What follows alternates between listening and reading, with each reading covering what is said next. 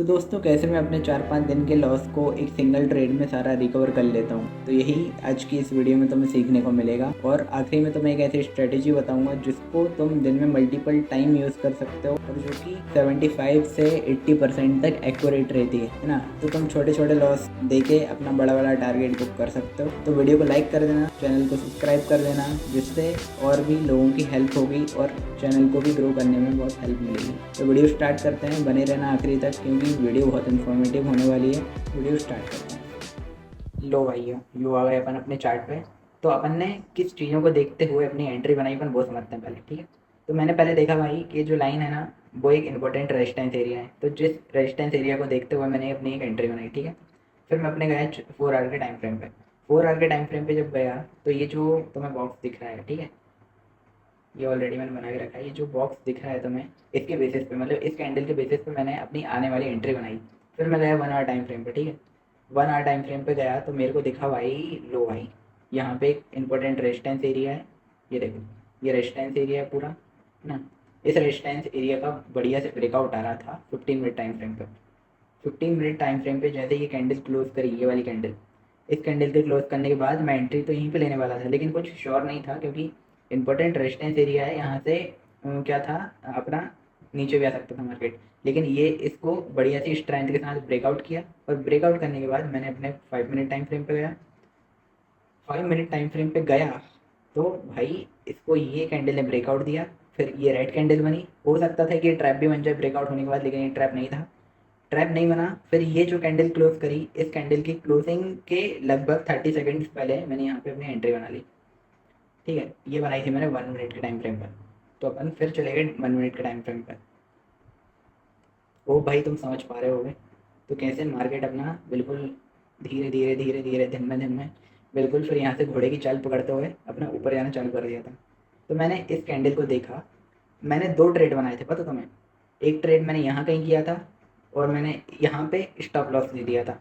Stop loss लेने का reason ये था कि मेरे को आ रहा था बहुत लालच।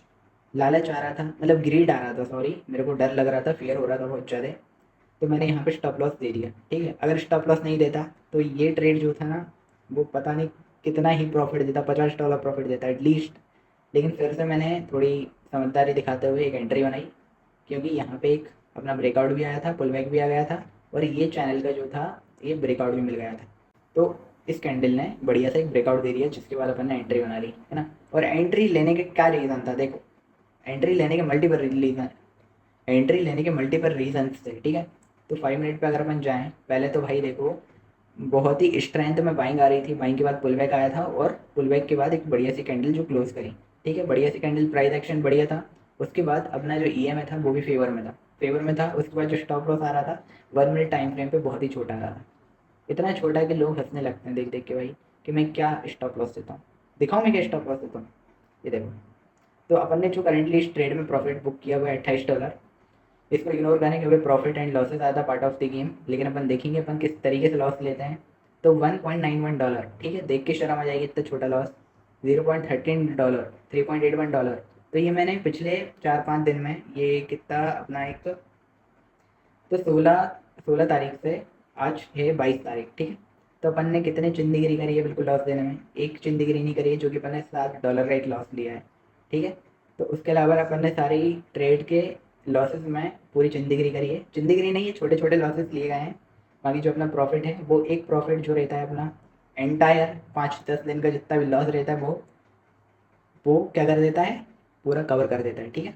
तो अपन ने इस ट्रेड को लिया जिसने अपन को बहुत बढ़िया रिटर्न दिया, बढ़िया रिटर्न दिया। और अपन ने इस ट्रेड को एग्जिट किया कहाँ पर, अपन ने इस ट्रेड को एग्जिट किया एग्जैक्ट इस जगह पर, इस कैंडल में।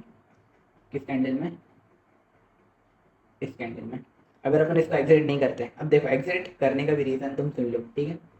तो मेरी निगाहें थी भाई बिल्कुल 1 आवर के टाइम फ्रेम पे। तो 1 आवर के टाइम फ्रेम पे जो अपना ये रेजिस्टेंस एरिया था, यहाँ से कभी भी बहुत हैवी सेलिंग आ सकती थी और हो सकता था कि सेलिंग होकर यहाँ तक भी आ जाए, कहाँ तक, वापस इस एरिया तक आ जाए, इस एरिया तक आ जाए। तो अपन ने यहाँ पे एग्जिट कर दिया और तुम देखोगे 1 मिनट टाइम फ्रेम पे कितना बढ़िया बढ़िया बढ़िया सेलिंग आया है। कैसे आया सेलिंग, ये देखो कितना खतरनाक सेलिंग आया है। ये यहाँ से तो सेलिंग नहीं आया, लेकिन थोड़ा सा ब्रेकआउट दिया, वापस से सेलिंग।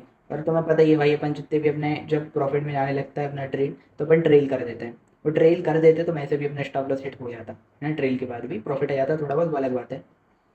लेकिन अब तुम देखोगे जो अपनी स्ट्रैटेजी थी वो कितना रिटर्न दे गई है। जो जहाँ पे मेरा $28 बना है, वो अभी तक मेरा बन जाता $100। समझ रहे हो, इतना तगड़ा रिस्क रिवॉर्ड। एक कैंडल चुंदीगिरी वाली कैंडल जिसमें अपना $3 का एसएल था, उसने अपन को $100 का, समझ रहे हो कितना परसेंट होता ही है, मतलब कितना रेशो होता ही है। कम से कम 1:20 होता ही है, 20 या 30 जो भी हो। तो इस तरीके से अपन ने अपना ट्रेड लिया है। तो अब आती है बात भाई, अपन ने स्ट्रेटेजी कौन सी यूज़ करी थी। तो सिंपली अगर तुम देखोगे, अपन जो भी स्ट्रेटेजी यूज़ करते हैं वो होता है किसी भी पर्टिकुलर ब्रेकआउट या ब्रेकडाउन पे, ठीक है। तो अब मैं तुम्हें स्ट्रेटेजी समझाता हूँ। अगर तुम स्ट्रेटेजी समझो तो यहाँ पे रोको, सपोज अपन क्लीन कर देते हैं, अपन ही क्लीन कर देते हैं। अभी अपन ने जो एग्जांपल लिया, ये देखो, ये है रेजिस्टेंस। तुम्हें कुछ नहीं करना है, सपोर्ट रेजिस्टेंस मार्क करना है, उसके ऊपर क्या बिहेवियर बन रहा है वो देखना है। अगर देखो कोई अपना प्राइस अगर सपोर्ट पे आया मान लो, है ना, और इमिडिएटली ऊपर जाने का प्रयास करे और ईएमए पे बढ़िया एंट्री आए, तो अपन को लॉन्ग ट्रेड कर लेना है। और अगर सपोर्ट के पास टाइम पास करे, तो टाइम पास मतलब क्या होता है, अपन ने क्या समझा था टाइम पास मतलब। टाइम पास मतलब होता है जितने भी सपोर्ट पे बायर्स हैं उनको एक्टिव करना कि लो भाई बाय कर लो, बाय कर लो, बाय कर लो, सबको बाय करने का मौका देना, और उसके बाद धम्म से बिल्कुल नीचे जाना, धम्म से बिल्कुल। भाई लाइट गई, तो आज की वीडियो में इतना ही, मिलते हैं नेक्स्ट वीडियो में। टाटा, टेक केयर, अपनी स्ट्रेटेजी बाद में समझेंगे। बाय।